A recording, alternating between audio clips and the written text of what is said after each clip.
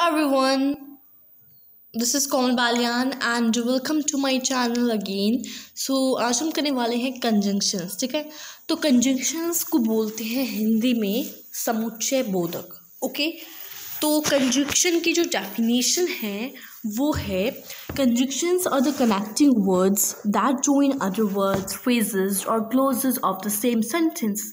Conjunction वो होते हैं जो कनेक्ट करते हैं, जो जोड़ते हैं शब्दों को किसी दूसरे शब्द से, किसी फ्रेज से, किसी क्लोज से या किसी सेम सेंटेंस से. ओके, कंजंक्शन वो होते हैं जो कनेक्ट करते हैं शब्दों को दूसरे शब्दों से, दूसरे फ्रेजेस से, दूसरे क्लोजेस से या फिर सेम सेंटेंस से. अब जो कंजंक्शन होते हैं वो तीन तरह के होते हैं. There are three type of conjunctions: coordinating conjunction, subordinating conjunction और correlative conjunction. Okay, तो पहले बात करते हैं coordinating conjunction की. This conjunction are used to join two or more words or clauses of equal rank of pattern. Example: so, still, yet, but and etc. ठीक है, तो जो coordinating conjunctions होते हैं वो कंजंक्शन वो होते हैं जो ज्वाइन करते हैं, जोड़ते हैं दो से ज़्यादा शब्दों को किसी क्लोज से और किस तरह के उससे इक्वल रैंक ऑफ पैटर्न से जोड़ते हैं. तो क्या है डेफिनेशन? कोऑर्डिनेटिंग कंजंक्शन वो कंजंक्शन होते हैं जो ज्वाइन करते हैं दो या दो से ज़्यादा शब्दों को किसी क्लोज से, ओके, और इक्वल रैंक ऑफ पैटर्न से. जैसे example so, still, yet, but, and. अब बात करते हैं, ये ट्रिक है. अगर आपको जानना है कि वो कोऑर्डिनेटिंग कंजंक्शन है तो हमें कैसे पता चलेगा, तो आपको याद रखना है fan boy. Okay, fan boys आपको याद रखना है. एफ से फोर, ए से एंड, एन से नोट, बी से बट, ओ से और, वाई से यट, एस से सो. ये मेन है, ये कहीं आ जाए तो वो कोऑर्डिनेटिंग कंजंक्शन होता है. ओके, अब इसके कोऑर्डिनेटिंग कंजंक्शन के भी सब पार्ट हैं. देयर आर सब पार्ट ऑफ कोऑर्डिनेटिंग कंजंक्शन. ठीक है, तो सब पार्ट्स है इसके कोऑर्डिनेटिंग कंजंक्शन के. इसके चार पार्ट होते हैं कोऑर्डिनेटिंग कंजंक्शन के: cumulative conjunction, adversative conjunction, alternative conjunction और रिलेटिव कंजंक्शन. पहले बात करते हैं क्यूमुलेटिव कंजंक्शन की. इसमें हमें बताया है which add one statement to another. Cumulative conjunction में क्या होता है, ये जो कंजंक्शन है ये एक स्टेटमेंट को दूसरी स्टेटमेंट से जोड़ता है. मतलब ये एक वाक्य को दूसरे वाक्य से जोड़ता है, एक सेंटेंस को दूसरे सेंटेंस से जोड़ता है. ठीक है, एग्जाम्पल है she is tall and beautiful girl. वो लंबी और ब्यूटीफुल गर्ल है, तो उसने एक स्टेटमेंट को दूसरे स्टेटमेंट से जोड़ा, तो वो हो गया क्यूमुलेटिव कंजंक्शन. ओके, सेकंड है adversative conjunction which express opposition और कॉन्ट्रास्ट बिटवीन टू स्टेटमेंट. ठीक है, इसमें क्या होता है, इसमें हमें मतलब विवाद होता है कि एक कहता है होता है, दूसरा कहता नहीं होता. जैसे मैं कहूँ कि ये काम होता है, दूसरा आदमी कहेगा ये काम नहीं होता. उसका मतलब उसका विवाद हो रहा है, उसका अपोजिट बचाया जा रहा है. ठीक है, दो स्टेटमेंट्स के बीच में. ओके, अब है अल्टरनेटिव कंजंक्शन. अल्टरनेटिव कंजंक्शन वो होता है which express a choice between two alternative. Alternative conjunction में क्या होता है, इसमें हमें चॉइस बताई जाती है. चाहे तो आप टी लो या फिर चाहिए आप कॉफ़ी लो, इनमें से आपको एक लेना है, तो आपके पास चॉइस है ना, चॉइस है आपके पास. मतलब इसमें अल्टरनेटिव कंजंक्शन में क्या होता है, हमें चॉइस दी जाती है कि चाहिए तो आप ये लो, चाहिए आप ये लो, चाहिए आप आइसक्रीम लो या चाहिए आप बिस्किट लो. तो इसमें हमें चॉइस है, चाहिए आप ये लो, चाहिए आप ये लो. ठीक है, तो इसमें हमें अल्टरनेटिव में यही बताया हुआ है. अब बात करते हैं रिलेटिव कंजंक्शन की विच एक्सप्रेस एज इन्फेरेंस, इसमें हमें एक्सप्रेस करता है इन्फेरेंस, जैसे कि your exam is near therefore you need to study a lot. आपके एग्ज़ाम्स जो हैं वो नियर है, पास में है, मतलब आने वाले हैं, तो आपको ज़रूरत है बहुत ज़्यादा पढ़ने की। इसमें हमें एक्सप्रेस किया गया है इन्फेरेंस। Okay, inference. अब बात करते हैं सबऑर्डिनेटिंग कंजक्शन की। ठीक है, सबऑर्डिनेटिंग कंजक्शन, ये जो कंजक्शन है, this conjunction join one clause to another on which it depends for its fully meaning. ये जो कंजक्शन है, ये एक क्लोज को दूसरे मतलब दिस कंजक्शन जो वन क्लोज टू अनदर, ये जो कंजक्शन है सबऑर्डिनेटिंग कंजक्शन, ये एक क्लोज को दूसरे क्लोज से जोड़ता है, विच it depends for its fully meaning, जो डिपेंड होता है उसके फुली मीनिंग, मतलब उसका बाद में मतलब बन जाता है, उसका मीनिंग बन जाता है। तो जो सबऑर्डिनेटिंग कंजक्शन है वो कैसा कंजक्शन है, this conjunction join one clause to another on which it depends for its full meaning. ये कंजक्शन जो है सबऑर्डिनेटिंग कंजक्शन, ये एक क्लोज को दूसरे क्लोज से जोड़ता है, फिर उसके बाद में उसका मीनिंग बन जाता है, उसका मतलब जो है बन जाता है। ठीक है, अब बात करते हैं काइंड्स ऑफ सबऑर्डिनेटिंग कंजक्शन। कितने तरह की सबऑर्डिनेट मतलब काइंड्स है इसके सबऑर्डिनेटिंग कंजक्शन के, तो 9 मतलब पार्ट है।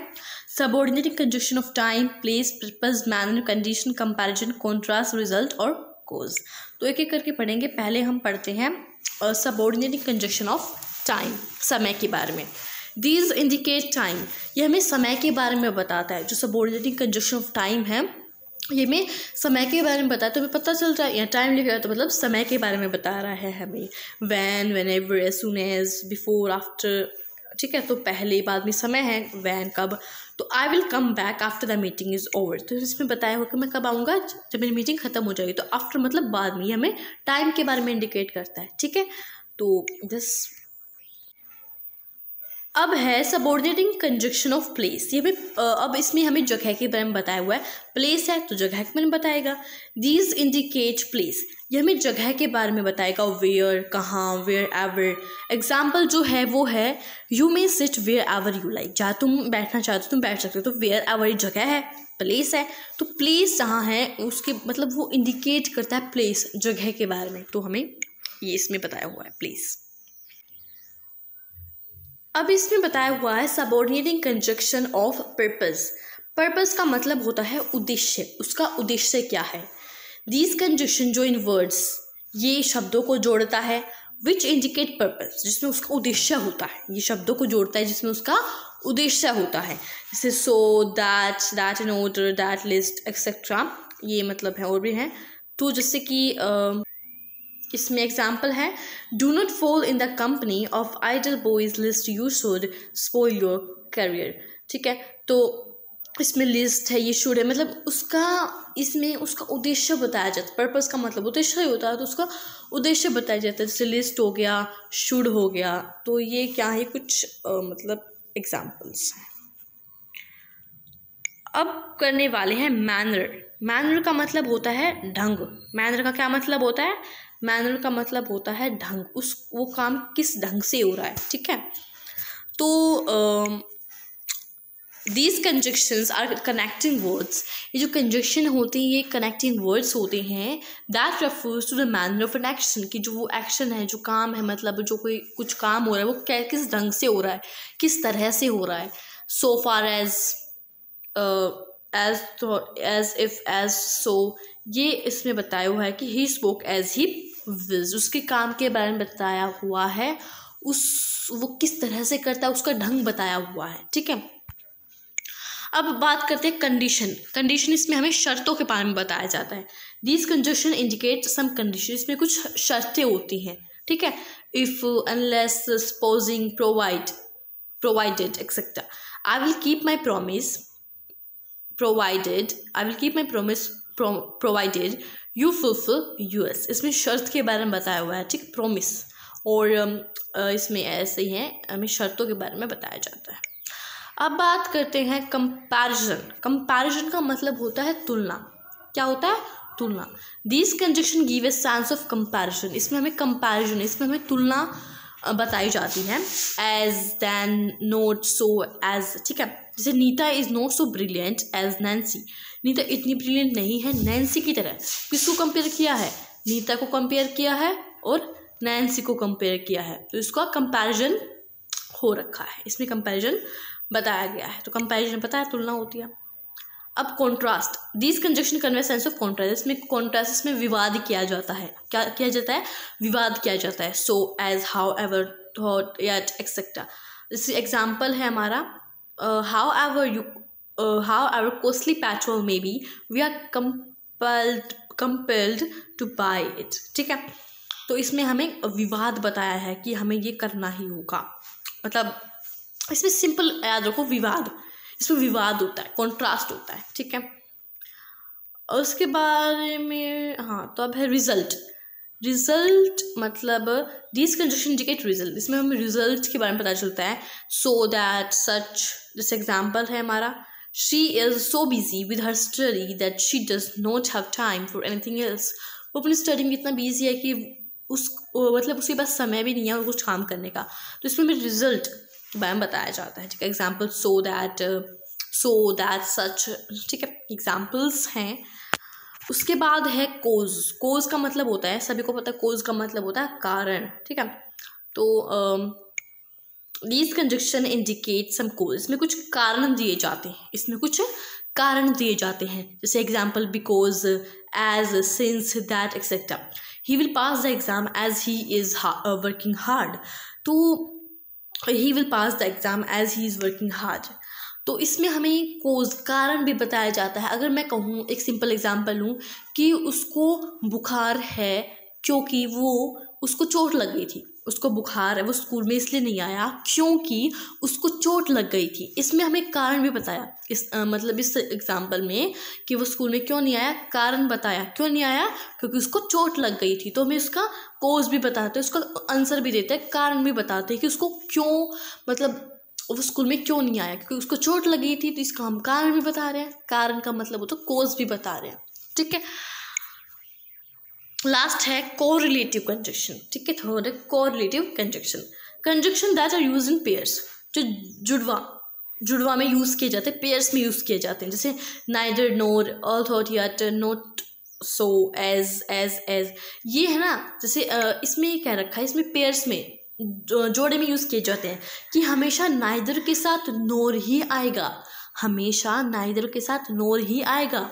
एज के साथ हमेशा एज ही आएगा।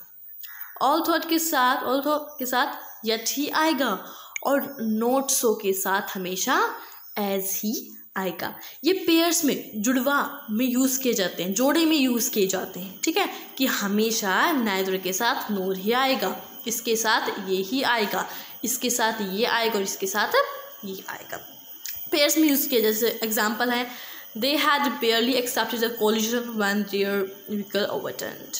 अब आप मुझे कमेंट सेक्शन में इनका आंसर बताना है, फिल इन द ब्लैंक्स है। ठीक है, mother knows dash I was born, my purse is lost dash stolen, do not go dash I come back. ठीक है, सो आपको इन तीनों का आंसर मुझे कमेंट सेक्शन में ज़रूर से बताना है। लेट मी, मतलब आपको मुझे कमेंट सेक्शन में इसका आंसर बताना है। और अगर आपको अच्छी लगी ये वीडियो तो लाइक करना है, सब्सक्राइब करना और शेयर करना। Thank you.